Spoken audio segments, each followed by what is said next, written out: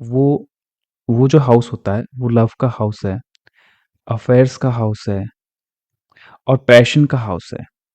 राशियाँ हैं, 4 राशियाँ हैं जिनको निष्फल राशि बोला जाता है या बैरन साइन या अनफ्रूटफुल साइन बोला जाता है। सैटर्न के साथ में जो एक योग बनता है केपी के अंदर उसको हम बोलते हैं, एक दोष बनता है बेसिकली, उसको हम बोलते हैं पुनर्फु दोष।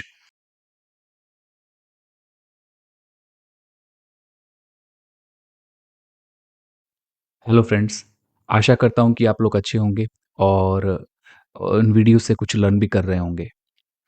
हमारा जो अभी टॉपिक चल रहा है वो चल रहा है मैरिज के बारे में और पिछले वीडियो में हमने ये देखा कि हम किस तरह से मैरिज को आइडेंटिफाई कर सकते हैं किसी नेटिव के लिए और किस तरह से हम लोग ये पता कर सकते हैं कि वो कब होगी, उसका टाइमिंग कैसे निकाल सकते हैं। तो हमने दशा, भुक्ति और अंतरा तक का हमने टाइमिंग निकाली थी और हम सूक्ष्म और प्राणा की तरफ भी गए थे।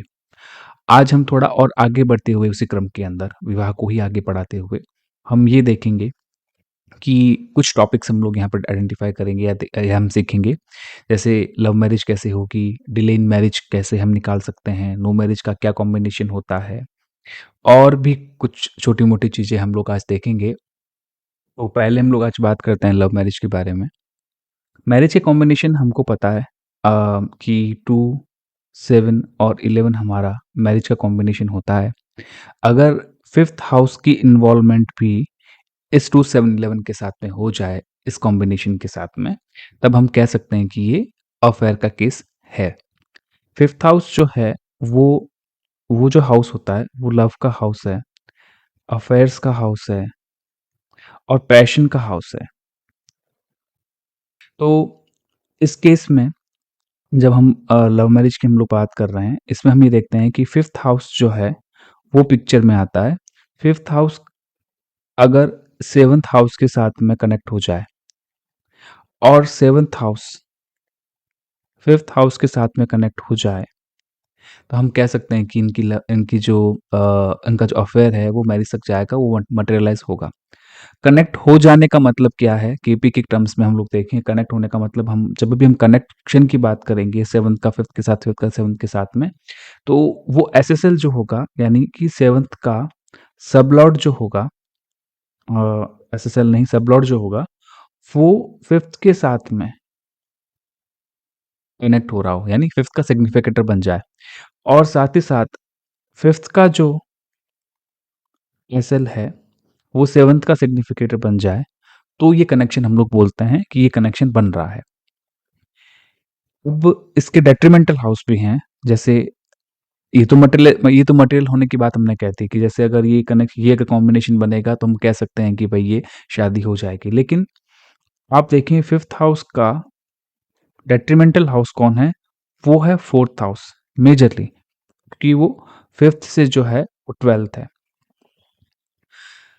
इस कॉम्बिनेशन में जो हमने बोला कि ये 2, 7, 11 जो है ये वाला, इसके साथ में प्लस का भी कनेक्शन बन रहा है और 4 का भी कनेक्शन बन रहा है, तो यहाँ पर देखो मटेरियलाइज़ेशन नहीं होता है और वो बात नहीं बनेगी।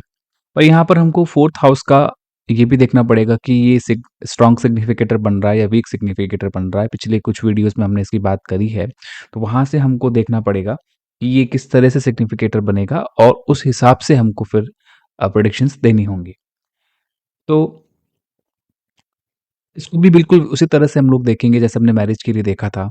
मैरिज के लिए हमने 7th हाउस के एसएसएल को देखा था और यहाँ पर हम लोग 7th का कनेक्शन 5 के साथ भी देखेंगे और 5th के एसएसएल को भी हमको यहाँ पे रीड करना पड़ेगा क्योंकि उसका भी 7th का सिग्निफिकेटर बनना ज़रूरी है। मेरे पास में ऐसा अभी कोई चार्ट अवेलेबल नहीं है जो मैं आपको लव मैरिज की रेस्पेक्ट में रीड करके बता पाऊँ। अगर आप लोगों के पास में हो तो मुझे देना, मैं ज़रूर एक उसके ऊपर एक एनालिसिस करके आपको बता दूँगा। तो लेकिन इसको पढ़ने का तरीका बिल्कुल वैसा ही रहेगा जैसा हमने देखा है, तो हम लोग अब इससे आगे बढ़ते हैं। हमने अब तक विवाह होने की स्थिति को देखा है। किसी जातक की कुंडली में ऐसा भी होता है कि विवाह नहीं होता या विवाह ना होने की स्थिति होती है, विवाह लेट होने की स्थिति होती है। तो वो कैसे हम लोग देखें केपी के अंदर, उसके बारे में हम लोग देखेंगे। तो हम देखेंगे आज विवाह ना होने की स्थिति क्या है। विवाह ना होने की स्थिति कैसे एक चार्ट में देखेंगे, तो उसके लिए हमको पता है कि 2, 7, 11 वही हमारे पास में कॉम्बिनेशन है, 2, 7, 11 वाला जो मैरिज देता है।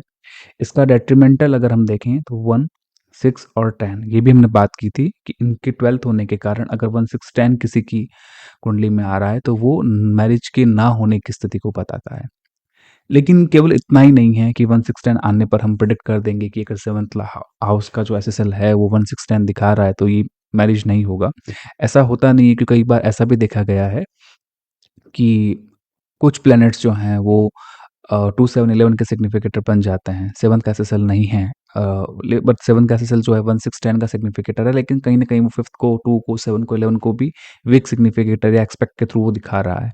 तो उस केस में भी शादी तो हो जाती है, लेकिन वो शादी उतनी फ्रूटफुल नहीं होती, वो एक अलग बात है, वो क्वालिटी ऑफ द मैरिज की बात हो जाती है, लेकिन जो मैरिज का इवेंट है वो हो जाता है। तो यहाँ पर नो मैरिज की जो कंडीशन है वो हम बात करेंगे कि 7th का जो एसएसएल है वो 1 6 और 10 को सिग्निफाई करे। पहली बात, पहला कॉम्बिनेशन तो ये है। साथ में 2 7 11 का वीक को सिग्निफाई ना करे, वो उनका सिग्निफिकेटर ना हो। मेजरली एक तो ये कि इनका सिग्निफिकेटर वो ना बने, या फिर बनता भी है तो काफी वीक सिग्निफिकेटर वो बन रहा है। एक कंडीशन तो हमारी ये रही। दूसरा कंडीशन ये रहेगा कि 7th हाउस के कोई सिग्निफिकेटर्स बनेंगे, सिग्निफिकेटर्स होंगे 2 7 11 के। वो सिग्निफिकेटर भी 1 6 और 10 को स्ट्रांगली सिग्निफाई कर रहे हो।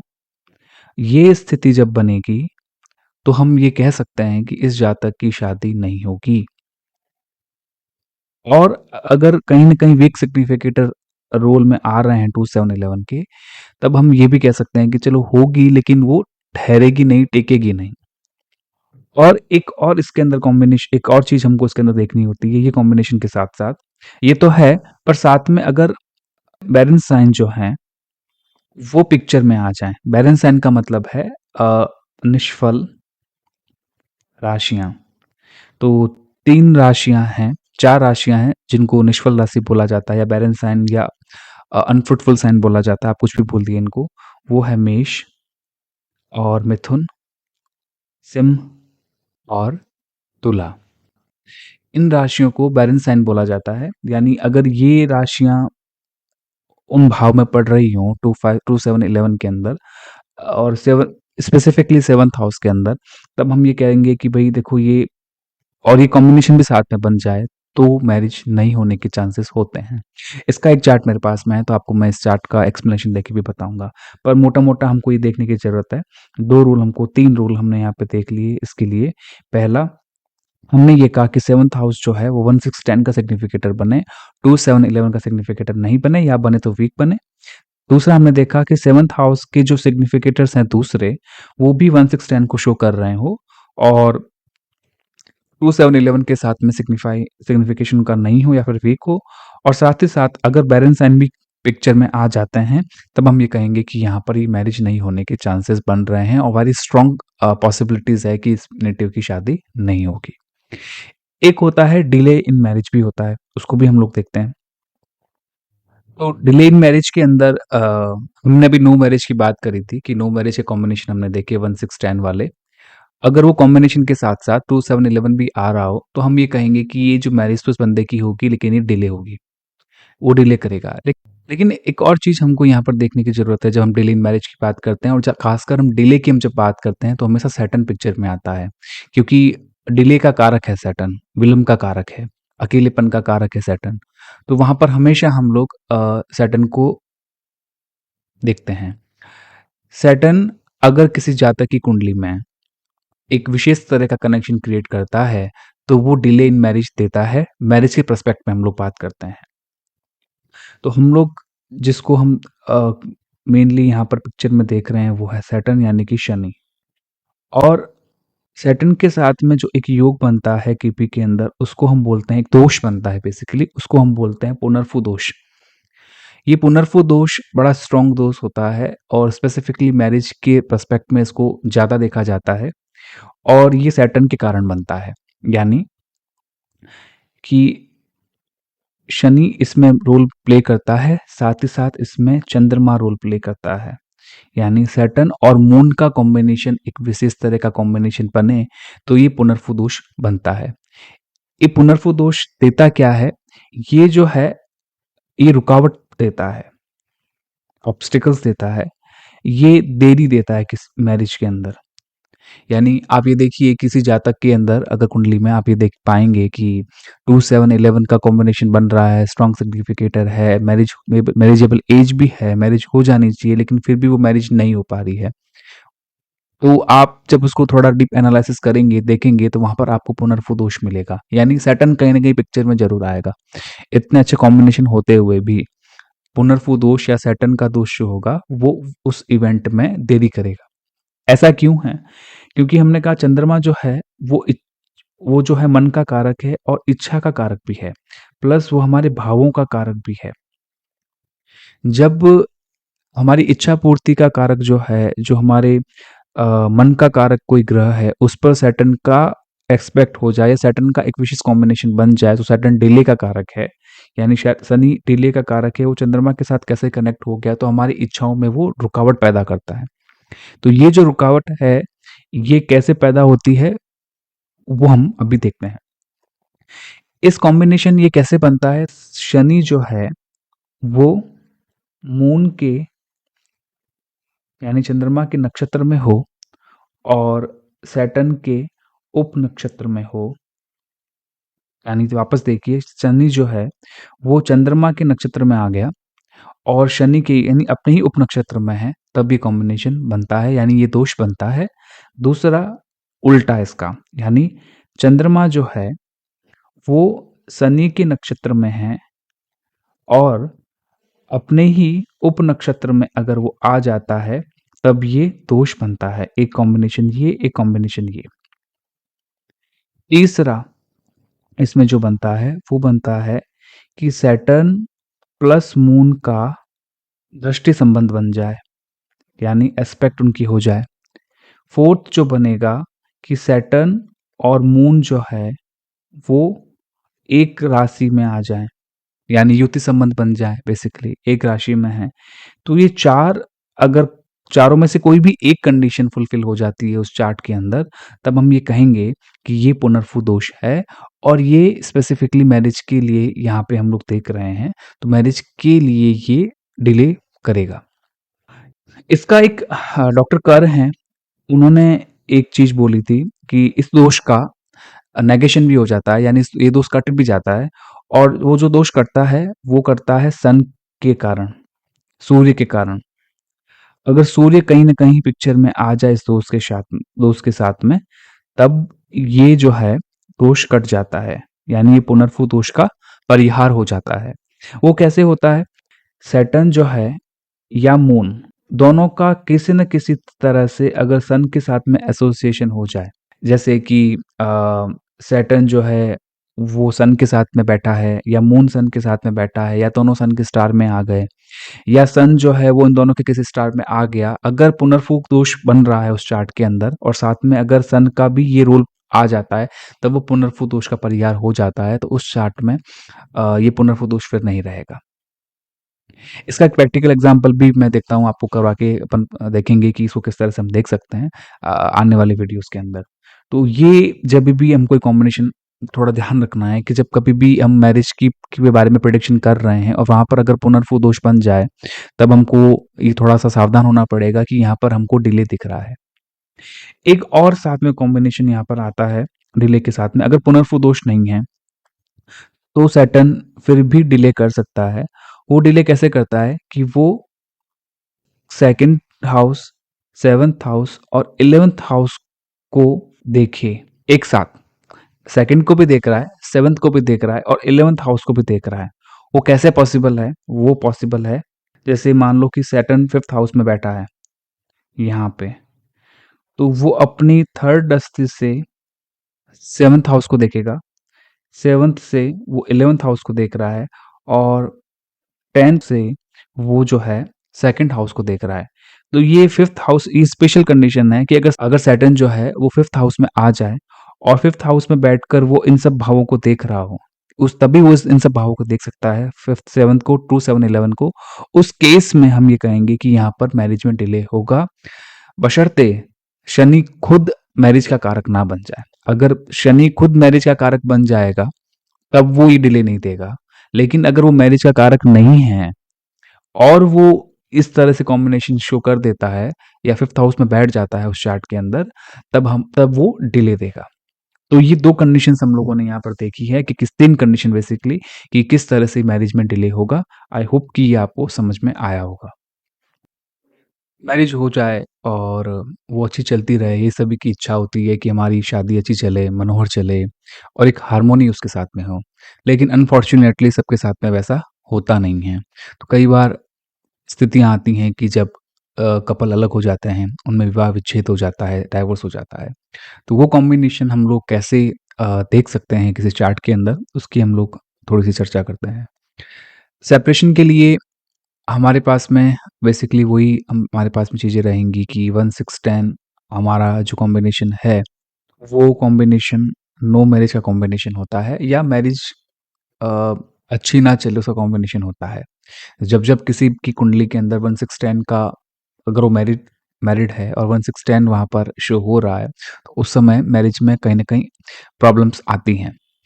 तो लेकिन ऐसा नहीं है कि हर किसी के चार्ट में 1-6-10 अगर आ जाता है तो वो मैरिज नहीं देगा या वो तलाक दे देगा, ऐसा नहीं होता है। उसके लिए भी हमको ये देखना पड़ेगा कि अगर ये कंटिन्यूअस सारे ग्रह मेरे को दिखा रहे हैं, यानी मैरिज हो गई 2-7-11 के कारण मेरी शादी हो गई, मैं मैरिड हूँ। उसके बाद में मोस्ट ऑफ द प्लैनेट की कुछ ऐसी मेरी एक दशा का क्रम बन गया है जो कि 1-6-10 दिखा रहा है और 2-7-11 का भी एक सिग्निफिकेटर बन रहा हो और उसके बाद में वो नहीं बना, तो ये जो मैरिज होती है इस समय, ये सेपरेशन दे देती है, ये डाइवोर्स तक भी चला जाता है। और उस समय अगर सेपरेटिव प्लैनेट्स की दशा चल रही हो, यानी कि मेजरली जो सेपरेटिव प्लैनेट की हम लोग बात करते हैं, तो उस समय हम देखते हैं कि मार्स और सन ये 2 मेजर सेपरेटिव प्लैनेट होते हैं। सैटर्न को भी माना जाता है, राहु को भी माना जाता है, बट मेजर सेपरेटिव प्लैनेट्स की हम जब बात करेंगे, वो मार्स और सन की करेंगे। मार्स जो है वो एग्रेशन देता है और सन भी सेपरेशन के लिए देखा जाता है। अगर ये 2 की कॉम्बिनेशन वहाँ पे बन जाए अगर ये 2 ग्रह भी वहाँ पे उस समय पिक्चर में हो, तो डेफ़िनेटली वहाँ पे सेपरेशन हो जाता है। एक और स्थिति यहाँ पर आती है, ये तो हमने डाइवोर्स की बात करी कि ये कॉम्बिनेशन होने पर तलाक हो जाएगा। एक और स्थिति यहाँ पर आती है जहाँ पर डाइवोर्स तो नहीं होता है, लेकिन पति-पत्नी दूर रहते हैं, मतलब वे there could be any reason for that but they are not living together, दूर रह रहे हैं, सेपरेशन नहीं हुआ है। कुछ कई रीज़न्स के कारण ऐसा हो सकता है। तो उस समय आप देखेंगे कि 2-7-11 में से या तो 7 की की जो है कॉम्बिनेशन में कहीं न कहीं वो सिग्निफिकेशन चल रहा है, प्लस साथ-साथ में 12 का, 6 का, प्लस 3 का ये भी कॉम्बिनेशन चल रहा है। 3 और 12 जो है ना, वो ट्रैवल के होते हैं, दूरी के होते हैं, घर से दूर जाने की कॉम्बिनेशन रहते हैं। तो वो भी अगर पिक्चर में आ जाते हैं, तो तब भी मैरिड लाइफ में कुछ ना कुछ डिस्टर्बेंस रहती है, because of travel, because of कि वो दूर रहेंगे, आप साथ में नहीं रहेंगे।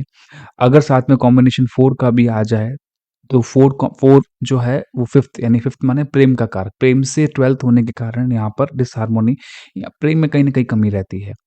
तो उस कारण से वो दूर रहते हैं। इस अभी एक और चीज़ हम यहाँ साथ में जब इसकी बात करें, एक और चीज़ हम देख लें कि अगर किसी जातक की कुंडली में 2, 7 और 11 बड़े ही निरापद चल रहे हैं, किसी डेट्रिमेंटल हाउसेस के साथ में नहीं जुड़े हुए हैं, तब आप पाएँगे कि उनकी मैरिड लाइफ़ बहुत अच्छी जाती है, बहुत स्मूथ जाती है, काफ़ी अंडरस्टैंडिंग उन लोगों के अंदर होती है। लेकिन साथ ही साथ में अगर 6 का, 10 का जुड़ाव हो जाए, तो ये काफ़ी आप समझेंगे डिस्टर्बेंस अप एंड डाउन इस लाइफ़ में रहते हैं। और हमने जैसे देखा ये तलाक तक भी चला जाता है। 2-7-11 के साथ में अगर 5th भी जुड़ जाए, तो ये बहुत अच्छी मैरिड लाइफ़ चलती है क्योंकि 5th प्रेम का कारक रहता है, तो वो काफ़ी अच्छी एक मैरिड लाइफ़ उनकी चलती है। लेकिन 2-7-11 के साथ अगर 2-7-11 या 2 या 7 या 11 इनके साथ में अगर 4th भी जुड़ जाए, 4th हाउस जो है, वो अगर जुड़ जाता है, 6th हाउस जुड़ जाए, तो ये अच्छी मैरिड लाइफ़ के संकेत नहीं हैं, वहाँ पे हार्मोनियस मैरिड लाइफ़ वहाँ पे नहीं रहती है। ये हमने कुछ मोटी-मोटी मैरिज के बारे में हम लोगों ने बात करी है कि किस तरह से हम लोग डिफरेंट कॉम्बिनेशंस को यहाँ पर दे सकते हैं, कैसे एक अच्छी मैरिड लाइफ़ को हम लोग देख सकते हैं। आगे के वीडियोज़ में मैं एक चार्ट को भी हम लोग एक्सप्लेन करके मैं बताऊँगा कि किस तरह से इन कॉम्बिनेशन को एक चार्ट के अंदर लगाएँ और उनको हम देखें। तब तक के लिए आप please subscribe to this channel, और इस वीडियो को, कंटेंट को अगर आपको पसंद आ रहे हों तो उसको लाइक कीजिए, कमेंट दीजिए, मुझे फीडबैक दीजिए टेलीग्राम पे या फिर यहाँ पे, कि आपको ये किस तरह से आपको और चेंज इस वीडियो के अंदर चाहिए, जो कि मुझे मोटिवेट करेगा नए वीडियोज़ को बनाने के लिए। तो नेक्स्ट वीडियो में हम मिलते हैं, तब तक के लिए धन्यवाद।